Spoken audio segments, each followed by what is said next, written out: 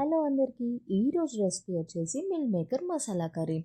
నాకు తెలిసిన టిప్స్ అన్నీ షేర్ చేస్తూ వీడియో అయితే చేయడం జరిగింది. సో స్కిప్ చేయకుండా వీడియో అంతా చూసేయండి. అండ్ వీడియో కనుక నచ్చినట్టయితే ఛానల్ని మాత్రం సబ్స్క్రైబ్ చేసుకోవడం మర్చిపోకండి.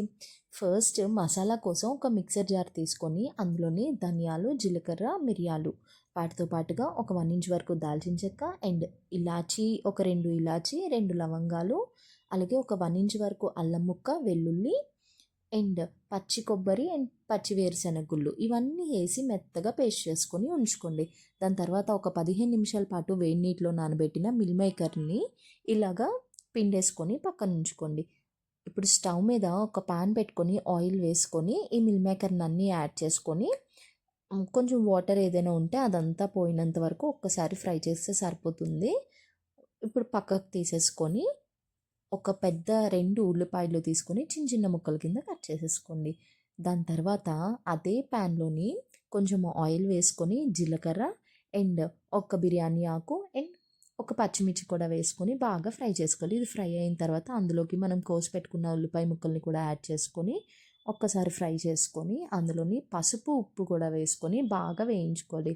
మొత్తం అంతా కలిసేలాగా కలిపేసుకొని మనం ఏదైతే మసాలా పేస్ట్ రెడీ చేసి పెట్టుకున్నామో ఆ మసాలాని కూడా ఆ పేస్ట్ని యాడ్ చేసేసుకోవాలి.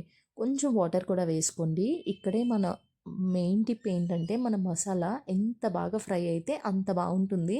అలాగని మాడిపోకూడదు, అలాగని పచ్చివాసన పోకుండా ఉండకూడదు. సో పచ్చివాసన పోయి మాడకుండా నీట్గా ఫ్రై చేసుకోండి. అప్పుడప్పుడు మధ్యలో కలుపుకుంటూ మూత తీసుకొని కలుపుకుంటూ ఫ్రై చేసుకోండి.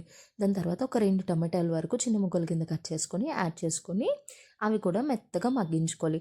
ఉప్పు, కారం, కొంచెం వాటర్ వేసుకొని బాగా మగ్గించుకోవాలి. ఇప్పుడు ఇలా ఆయిల్ తేలినంత వరకు ఫ్రై చేసుకున్న తర్వాత దాంట్లోకి మనం మిల్ మేకర్ని ఫ్రై చేసి పెట్టుకున్నాం కదా, అది యాడ్ చేసుకొని బాగా మిక్స్ చేసుకోవాలి.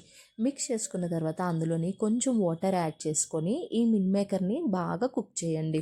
వాటర్ యాడ్ చేసుకొని మిల్ మేకర్లోకి ఈ మసాలా అంతా వెళ్ళేలాగా ఒక 7 to 8 మినిట్స్ అయితే సరిపోతుంది. కుక్ చేసుకున్న తర్వాత కన్సిస్టెన్సీ చేసుకొని కొత్తిమీర చల్లుకొని దించేసుకోవడమే. చూసారా, చాలా ఈజీగా అయిపోయింది అండ్ టేస్ట్ కూడా సూపర్.